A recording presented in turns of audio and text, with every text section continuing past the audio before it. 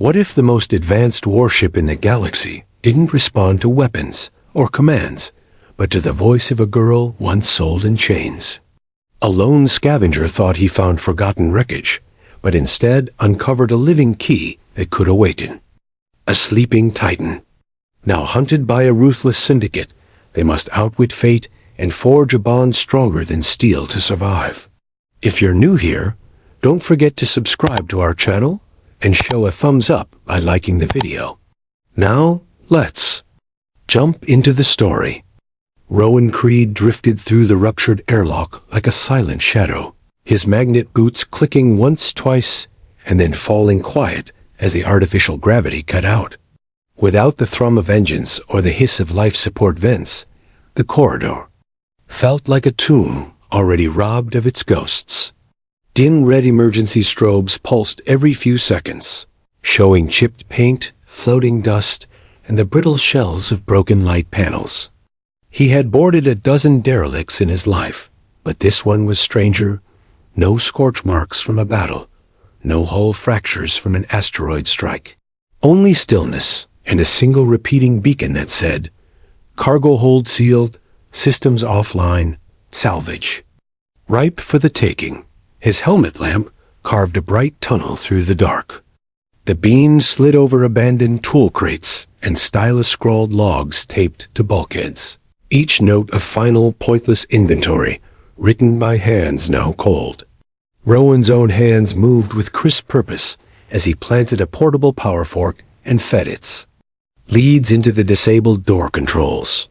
Sparks whispered, circuits woke, and the heavy blast door jerked open with a reluctant groan.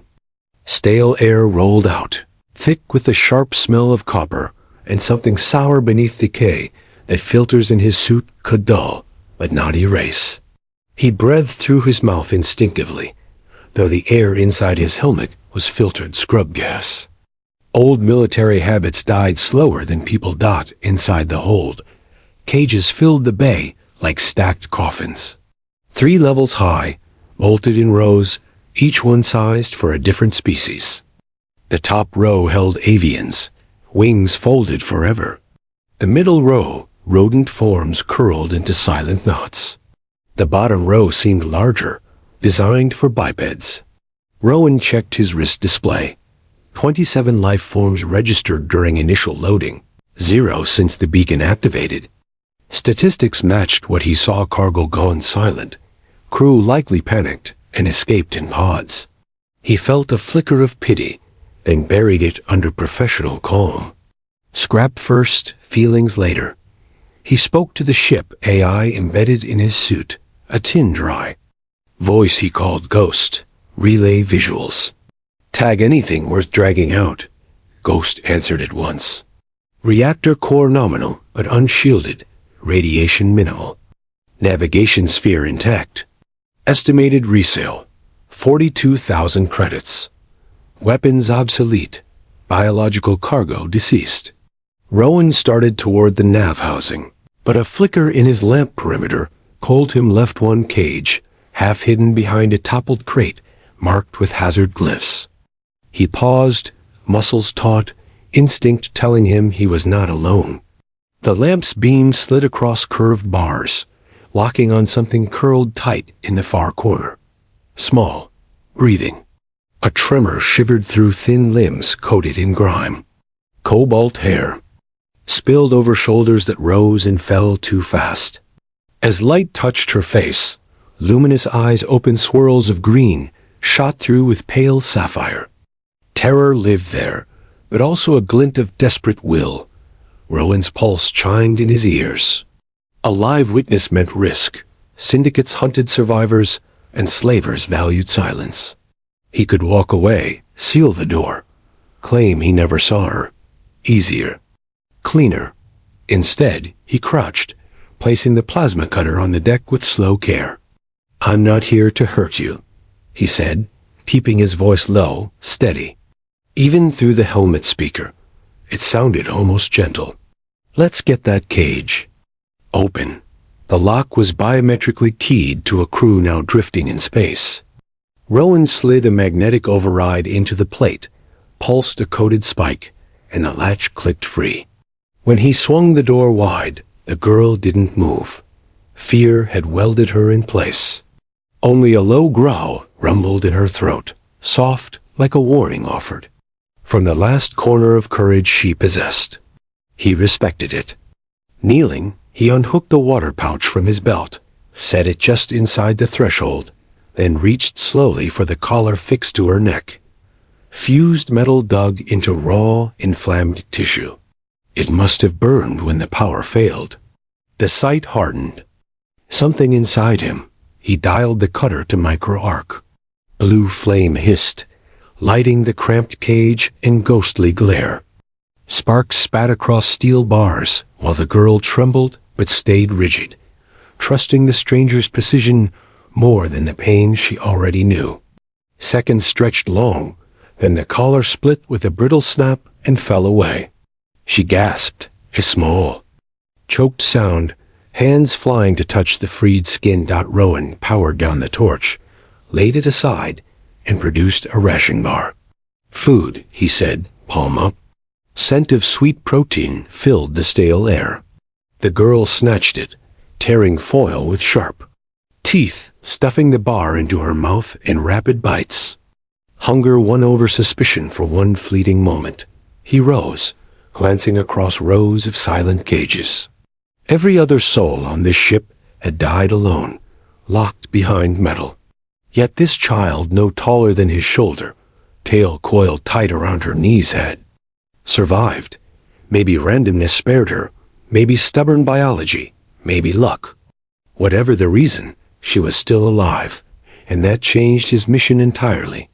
Ghost buzzed in his ear again.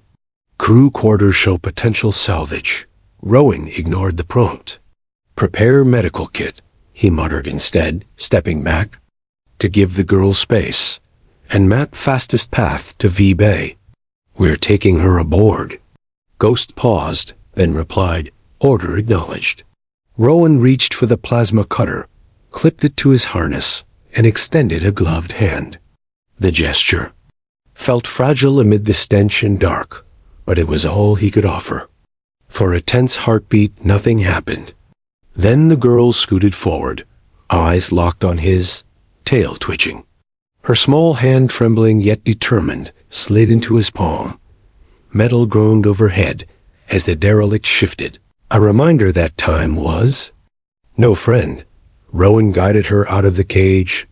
The corridor seemed longer on the return, each flicker of red light revealing the true scale of death they left behind. But their footsteps, light and deliberate, promised motion toward something the frigate could not hold. A chance dot as the airlock cycled shut behind them. Rowan realized the hush of drifting metal had ended. In its place grew the quiet, hopeful sound of two steady breaths echoing in a ship no longer empty. The dusk song cut through empty space on silent drives, its patched hull gleaming like a muted star against the black. Rowan set the freighter on a slow drift, then locked the cockpit controls and pushed himself out of the pilot's chair. The rest of the ship felt smaller, now that another soul occupied it. Down the short corridor, a cabin door glowed with a single blue strip of status light closed, but never locked. Inside was the girl he had pulled from darkness only 2 cycles earlier. He had shown her how the door panel worked, told her she could open it whenever she wished. Yet she had not stepped beyond since the moment he guided her in and left a tray of water and packaged meal paste. Every hour he checked the external feed. Empty cup, scraped bowl. Still no words. He spent the quiet fixing systems that did not truly need fixing, because the clang of tools and the low hum of welding arcs were easier than thinking. Whenever he paused, memory replayed the hold stink of decay and the bright flare of molten color metal against raw skin. Each replay hardened his resolve. The scavenger who once measured cargo and credits was gone, replaced by the soldier who kept promises even after wars ended. But promises meant little if the girl remained a ghost. On the third spin around the ship's battered grav ring, he carried a small medical kit, antiseptic patches, and a whisper-thin dermal regenerator. Wounds left untreated turned ugly in deep space. When he reached the cabin, he took a breath, then tapped the chime. No reply. He tried again, softer. Finally, a faint rustle sounded on the other side. The door slid open exactly 3 centimeters, revealing one luminous eye and a hint of cobalt hair. "It's Rowan," he said, voice low as though commanding. Silence itself, not to startle her. "I'd like to clean your neck. Infection hurts worse than cutters." For a long moment, she said nothing. Then, slowly, the door parted wider. Cell is sat on the edge of the narrow bunk, wrapped in an oversized gray shipsuit, whose sleeves were rolled until cuffs bunched at her elbows. Grime was gone, but bruises stained the pale fur along her forearms, and pink seams marked where collar metal had fused to flesh. She watched him with guarded curiosity, tail coiled around her bare feet like a question mark. Rowan knelt, opened the kit, and held up the regenerator so she could see the soft green glow of its emitter. "Cold tickle," he warned. She stiffened as the beam traced the wound, yet she did not flinch away. Instead, her eyes followed every movement, as though memorizing the dance of a kindness she had never learned to expect. Up close, Rowan noticed something new. Faint lines embedded beneath her skin, running from just below her neckline and disappearing under the suit fabric's slender metallic conduits, no thicker than nerves.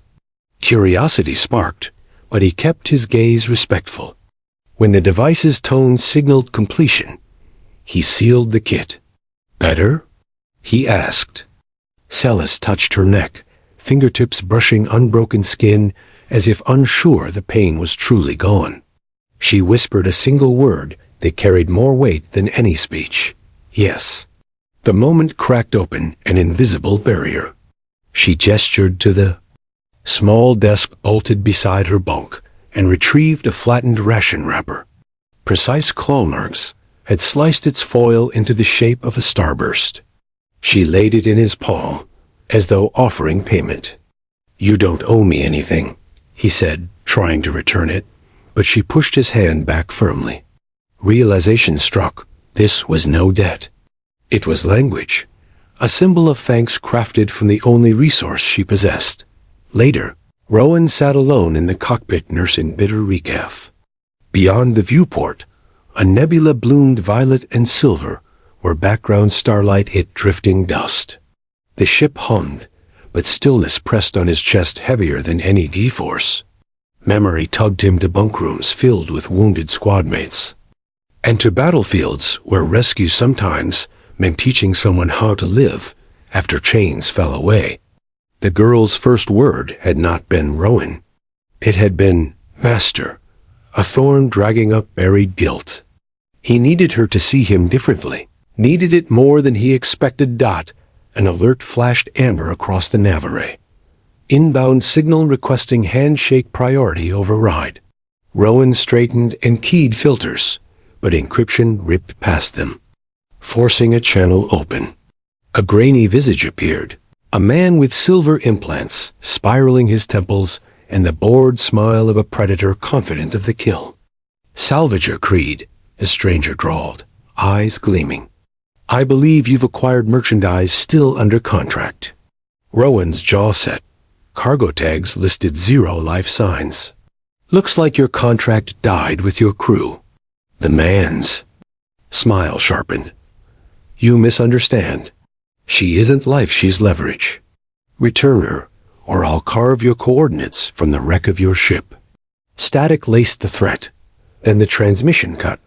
Rows of dormant indicator lights flared. Along the console, passive scans, mapping a hunter prowling just beyond long-range sweep. Rowan muted alarms and reached for internal comms. He hesitated, recognizing how his voice might quake if he let anger bleed through. Instead, he walked the corridor himself. Celis stood outside her cabin, ears pricked high, sensing tension in the metal under her feet. Rowan explained in plain words. Someone wanted her back, someone ruthless, and they had to move fast. Her eyes widened, but not with fear alone. There was something like resignation, as if being hunted was her normal. Before he could speak further, she stepped forward and gently tugged at her suit collar, exposing the metallic threads he had glimpsed earlier. "Bad men put these," she murmured, touching each port. "I hear machines because of them." He stared, understanding dawning. "You can talk to systems?" She shook her head. "Not talk, feel." She pointed toward the cockpit. Ship hum, kind. Outside hum, angry. Her tail twitched toward the unseen predator. Every instinct in him shifted from guardian to strategist. Her curse could be their advantage. Rowan guided her to the cockpit. As soon as she entered, the engine resonance changed pitch, like an orchestra warming to a new conductor. Lights on the auxiliary console flickered in patterns Rowan had never programmed. Celis closed her eyes, fingertips resting on the instrument panel. "Fast path," she whispered. "Through dark rocks." Big silence there. The asteroidal drift belt dangerous, but sensor scrambling. He initiated engines. The dusk song thrummed, eager. While thrusters charged, he crouched beside her. "Celis, I need you here if we're to slip them. But after that, you decide. Stay or go. Your choice." She opened her eyes, and for the first time, he saw a spark, not just of gratitude, but of determination. "Stay," she said, voice stronger than before. "Until songs are safe." Outside, red lights bled across the hull as power built. Inside, one quiet cabin and one battered cockpit suddenly felt less like separate worlds and more like the beginning of a shared one, still fragile, still filled with ghosts, but no longer ruled by silence.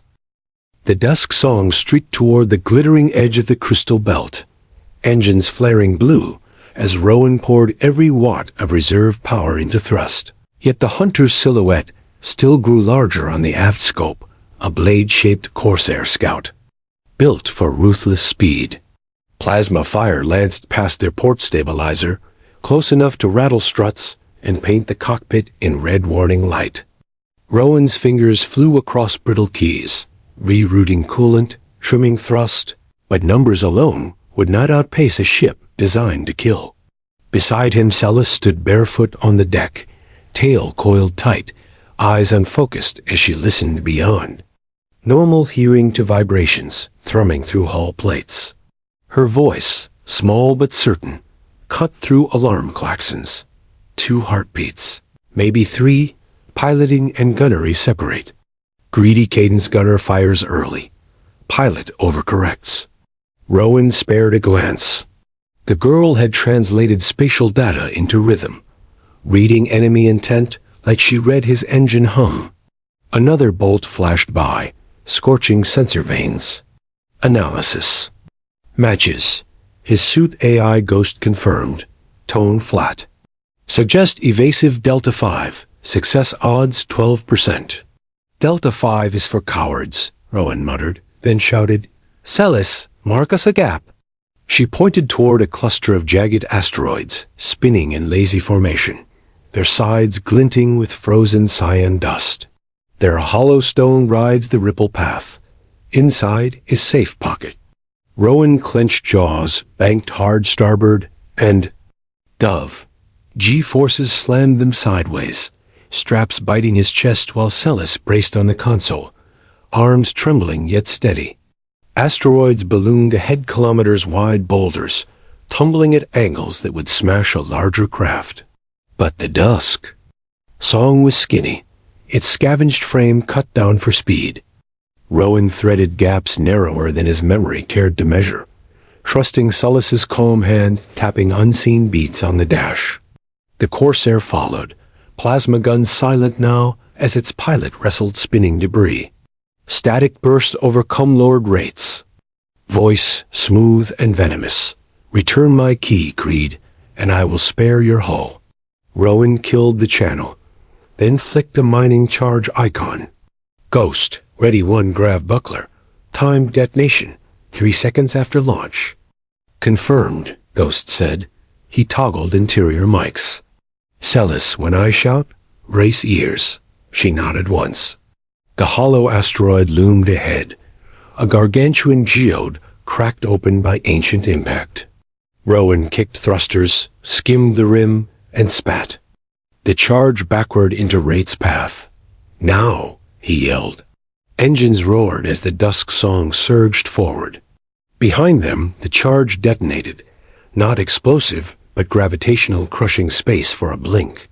Sensors showed the Corsair's bow buckling as rock shards ricocheted through its deflectors, sparks blooming like angry stars. Celis flinched, yet held her ground, ears flat until the shock wave faded. Rowan exhaled, sweat stinging his eyes. But relief was brief. Red pips multiplied on the scope. The scout had broadcast a beacon before damage, summoning reinforcements. They'll box the belt, he said. We can't outrun a net. Celis's gaze fell to the nav map. Then, beyond, as if she saw corridors invisible to scanners. Drift Market lies 6 jumps sunward, she whispered. Crowd, noise, safe shadows. Rowan frowned. Drift Market was a hive of thieves, but sellers there traded information like oxygen. We need data, he agreed, throttling up. And supplies. He set a micro-jump course, short hops between dense ice fields to hide their trail, while Celis maintained a low murmur, describing the hunter's distant pulse, until sensors lost contact. Hours later, neon shards of the bizarre asteroid flooded. Their viewports, multicolored lights, docking spires bristling like crystal spears, and traffic lanes thick with junk freighters and luxury skiffs alike. Docking clamps bit the hull. Atmosphere hissed through seals. Rowan secured his blaster, but Celis touched his wrist. No violence if maybe words work, she said, voice tentative yet firm. He gave a wry half-smile. Wisdom from a child, who had known only chains. Inside Drift's winding tunnels, aromas of fried moss, engine grease, and chemical incense blended with the roar of bargaining voices. Rowan's contact, a 6-limbed broker named Cakes, waited in a dim alcove strung with cold light beads. The arachnid studied Celis's neural ports with greedy fascination before clacking a price. Rowan paid in antique reactor coils, and in return, Cakes projected schematics of an ancient Leviathan warship parked dead inside a nebula called the Graveyard. Corsair Captain hunts for your companion. Cakes rasped through translator clicks. He believes her gene code can wake revenant beasts. He will follow you. Rowan's jaw tightened. He copied flight corridors, thermal weak points, and drone relay nodes into a secure shard. Celis stood silent until Cakes turned away. Then she brushed one fingertip across a light bead, causing it to sing a pure note that made nearby machinery flicker. Cakes recoiled, startled. Celis met Rowan's eyes proof. She could do more than listen to machines. She could touch them. Back aboard the Dusk Song, Rowan plotted the nebula course while Ghost calculated fuel burn. Celis studied the hologram of the Leviathan, tiny ports along her spine, pulsing faint light. It calls to me, she said, both awed and afraid. Rowan knelt so their eyes were level. You're not cargo, he told her. Not a key. You're Celis. We choose how your gift is used. She placed her small hand over his, nails grazing. Metal skin of his gauntlet. Then let's choose safety, she whispered, by ending the chase. Engines spooled. Drift Market's neon faded to violet dust behind them. Ahead, the Graveyard Nebula rolled like a glowing storm, hiding a silent giant and perhaps a final showdown. Rowan felt the Predator's breath on their heels, but he also felt Celis's quiet confidence humming through the deck plates, louder than any alarm bell. Together, they plunged into the swirling dark, hunter and hunted racing toward a place where songs, machine and human alike would soon decide whose will proved stronger. Ionized clouds sheathed the dusk song in swirling violet as Rowan cut main drives and drifted deeper into the graveyard nebula, letting the ship's heat blend with background radiation until external sensors registered them as nothing more than another chunk of floating ice. Ahead, half hidden by dust eddies, loomed the Leviathan, a city-sized husk of alloy and dark crystal, silent for centuries, its gun ports yawning like extinct volcano mouths. Faint electrical arcs spiderwebbed across dormant shield nodes, a reminder of power waiting just beneath slumber. Inside the cockpit, only the whisper of life support fans broke the hush. Rowan's pulse hammered against his collar as he watched Celis step forward, her cobalt hair drifting in microgravity, neural ports along her spine flickering soft teal. She pressed both palms to the forward holotank. At once the Leviathans. Hull lights answered with a dim, rhythmic glow, the pattern resonating through every deck plate of the dusk song. Ghost reported no transmissions, yet Rowan felt the vibration in his teeth, a sub-audible chord that seemed older than language. "It's listening," Celis breathed, eyes half closed. "It remembers its captain. But the captain is gone." Her voice carried equal parts sorrow and awe. Behind them the long-range scanner chimed. Lord Rate's cruiser dropped from FTL on the nebula's edge, engines blazing hot as it plowed through charged dust. Weapons, Lev. Rowan's trap had to spring now. He toggled a private channel to the Leviathan's ancient comm array, feeding it a looped identifier he'd found in Cakes' data, an old fleet handshake code, paired with an override keyed to Celis's gene. Pattern. The girl flinched as the code pulsed through her ports. Then she straightened, shoulders squaring, and sang a single sustained note that wavered between human breath and something metallic, her vocal cords vibrating with hidden harmonics. The Leviathan replied. Every exterior light flared sunrise gold, and dormant sensor dishes rotated toward the newcomer like flowers seeking warmth. Ray hailed, face filling dusk song screen, sweat glistening under crimson bridge lights. "Fool, back away. You don't know what you're waking." Rowan muted him and sent final commands to Ghost. Siphon emergency capacitors into a focused burst along the tether conduits. He had spliced hours earlier to the Leviathan's ruptured dorsal seek port. Energy surged. Breakers groaned. The freighter shuddered, but the current leapt across vacuum, sparking as it bridged the gap. The ancient dreadnought inhaled power, reactors rumbling to life one by one. Celis staggered, yet kept singing, pitch climbing until glass screens trembled. Outside, defensive turrets spun and locked not on the dusk song, but on the Corsair cruiser, whose hull still glowed hot and easy to track. Rate's eyes widened in silent, furious comprehension as the Leviathan's main cannon, dormant since a forgotten war, blossomed with blue light. He tried to veer off, engines flaring, but nebula drag and his own arrogance slowed him a fatal second. The cannon discharged a beam of condensed stellar matter that cut across space without sound, severing the cruiser's shields, slicing through engine rings, and opening the vessel like a can hung over a bonfire. An expanding halo of molten debris rolled outward and vanished into clouds, leaving only ember flecks drifting like dying fireflies.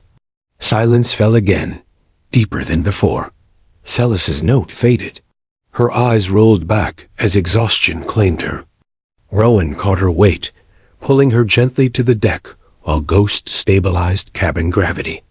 Alarms blinked, amber capacitors fried, coolant bleeding, but the freighter held. Outside, the Leviathan's lights dimmed to a watchful idle, as though satisfied its brief awakening had served enough justice. Minutes passed before Celis's lashes fluttered. She looked up at Rowan, confusion melting into weary relief the instant she read his face. "Safe?" she asked. "Safe," he answered, even though his limbs shook with delayed fear. He helped her to her feet, and guided her to the auxiliary chair. On a hunch, he reopened the comlink to the Leviathan. Instead of data bursts, a soft chime answered an offer rather than a command. Words scrolled across Ghost's translator. Status vacant. Captaincy available. Rowan exhaled a stunned laugh. "It wants a commander," he murmured. Celis's ears twitched. Her tail wrapped once around her ankle, a nervous habit he'd learned to recognize. Carefully, he set his hand atop hers on the console and spoke aloud, not to the ship, but to the girl. "This giant listened to you, not me. If anyone should guide her, it's the one she already trusts." Celis's gaze flicked to the viewport, where the massive hull waited like a sleeping dragon. Wonder chased fear across her features. "I was property," she whispered. "A tool." "Never again," Rowan said. "Captains aren't owned." She inhaled, squared tiny shoulders, and nodded. "Then we sailed together." She reached for the comb, fingers steady now, and sang a low greeting. The Leviathan's engines hummed, thrumming through the dusk song's frame like a giant heart. Ghost announced docking clamps aligning. The two vessels joined with a hiss of magnetic seals, and hatches cycled open to corridors lit in welcoming gold. For hours they explored echoing bays and stasis gardens overgrown with crystal moss. Each system obeyed Celis's quiet requests, calibrating to her biometrics. By the time they returned to the freighter for rest, fatigue hung heavy but sweet. Rowan secured helm records and paused at the cabin threshold where Celis lingered, uncertain. Gone was the ragged survivor. In her stance was nascent authority, yet she still searched his face for permission. He offered a tired grin. "New. Captain chooses first mission tomorrow," he said. "Tonight the galaxy can wait." Her answering smile was small, shy, but real. She stepped inside, and he followed, sealing the door. Behind them, the Leviathan idled like a sovereign reborn, its guns cold, its bridge lights dimmed to a peaceful glow waiting for dawn of a kinder voyage steered by a girl who once knew. Only cages and the man who had taught her another song. Somewhere beyond nebula walls, other predators would surely rise. But for now quiet wrapped both ships, a lullaby woven from reactor hum and two steady heartbeats, proof that the universe could still bend toward mercy when a silent giant chose to listen.